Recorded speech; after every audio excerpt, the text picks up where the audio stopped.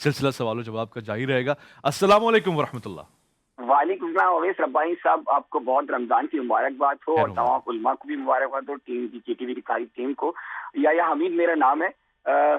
میرا سوال ایک فقہ حنفیہ کے مطابق یہ ہے کہ جیسے ہم تراویح پڑھنے جاتے ہیں تو بعض لوگ، اور میں بعض اوقات مجھے بھی فیل ہوتا ہے کہ میں اگر پوری نہیں پڑھ پا رہا، اگر میں 8 رکعت تراویح پڑھ کے واپس آ جاتا ہوں کہ میری تراویحیں پوری ہو جاتی ہیں، اس میں کچھ فرق پڑ جائے گا؟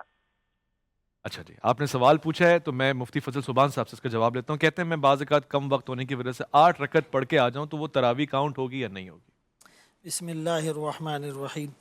دیکھیے، تراویح رسول اللہ صلی اللہ علیہ وسلم سے ثابت ہیں، اگرچہ 2 دن آپ نے پڑھائی لیکن جماعت بھی کرائی اور 20 رکعت بھی پڑھی۔ پھر حضرت عمر رضی اللہ عنہ نے صحابہ اکرام رضی اللہ عنہ کے اجماع سے اور ان کے اتفاق سے سب کو ابی بن کعب رضی اللہ عنہ کی قرات پر اور تراویح پر جمع کیا،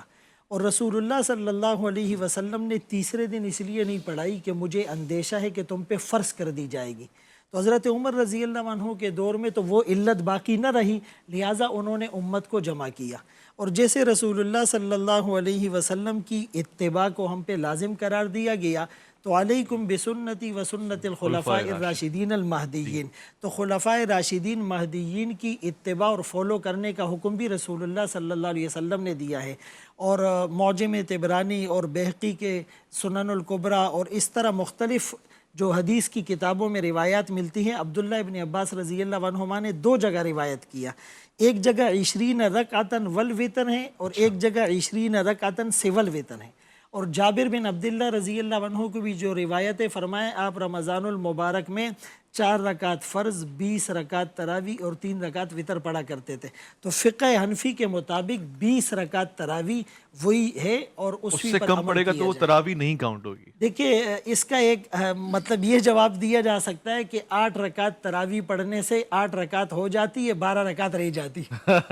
قاری صاحب اس پہ بھی آپ بھی روشن ڈالتے ہیں، وہ بچہ کہہ رہا تھا یاہیا۔ پچھلے سوالوں میں ایک سوال رہ گیا ہے جو وہ اس پہ بھی آپ توجہ 2-3 تو سوال اکٹھے سن لیے نا، تو پھر ایک وہ تھا کہ آیا روزے کی حالت میں غسل کر سکتے ہیں یا نہیں؟ غسل کر سکتے ہیں، بالکل بالکل اس کا جواب ہے روزے کی حالت میں غسل ہو سکتا ہے۔ دوسری بات یہ ہے کہ مجھے فضل سبحان صاحب سے بھی اختلاف نہیں ہے کہ انہوں نے آخر میں فرما دیا کہ فقہ حنفی کے مطابق یہی ہے، تو یہ اختلاف کا باعث نہیں ہے، لیکن ہمارے جو موطا امام مالک کی روایت ہے ہم اس پہ بنا رکھتے ہیں، جو حضرت ابی بن کعب، حضرت تمیم داری اور ابی بن کعب دونوں صحابی ہیں، عبد الرحمن بن عوف رضی اللہ تعالیٰ عنہ اور حضرت عمر فاروق کے دور خلافت میں ان کے ساتھ مدینے کا گشت کر رہے تھے رات کو، مسجد نبوی کے پاس آئے تو لوگ الگ الگ تراویح پڑھ رہے تھے،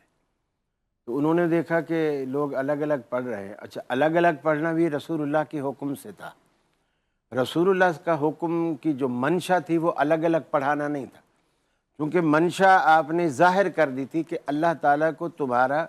مل کر نماز پڑھنا پسند ہے، اور میں اس لیے تمہیں جدا کر رہا ہوں تاکہ اللہ تم پر اپنی یہ پسند کو فرض نہ کر دے اور پھر تم اسے نبھا نہ سکو۔ گویا نبی مکرم نے اپنی زبان اطہر سے یہ بتا دیا کہ اللہ کو پسند جماعت ہے، انفرادی اللہ کو پسند نہیں ہے، جماعت پسند ہے۔ میرا خدشہ جو ہے وہ فرضیت کا خوف ہے۔ حضرت عمر نے دیکھا کہ اللہ کو تو جماعت پسند تھی، نبی کریم کا خدشہ اب ختم ہو گیا ہے، کیونکہ اب جبریل امین آنے سے رہے، ہم پر وحی آنے سے رہی، تو اب اللہ کو جتنی بھی پسند ہوا فرض نہیں ہو سکتی، لہٰذا وہی کرو جو اللہ کو پسند ہے۔